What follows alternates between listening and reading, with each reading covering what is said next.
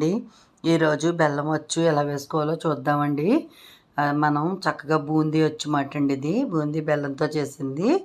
ఒక బాండల్లో నూనె వేసుకునండి, శనగపిండి కాస్త ఉప్పు వేసి కలుపుకోవాలండి. తిని సోడా అక్కర్లేదు. కలుపుకొని ఇది నేను కొద్దిగానే మా స్వామికి వాళ్ళ ఏకాదశి నైవేద్యానికి చేస్తున్నానండి. పెద్ద గరిటె అది కాకుండా వేళ్లతోటే వేసేస్తున్నాను అనమాట. వేళ్లతో ఎలా అయితే మనకి చక్కగా పడతాయండి.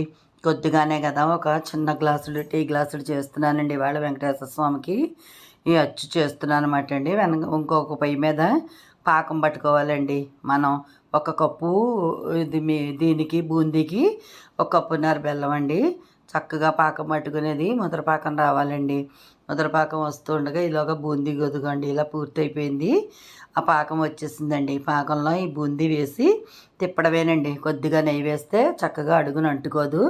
అలాగే వేసి ప్లేట్కి కూడా కొంచెం రాయాలండి నెయ్యి. అంతేనండి, కరకరలాడే బెల్లపు అచ్చు రెడీ అండి. చాలా రుచిగా ఉంటుంది.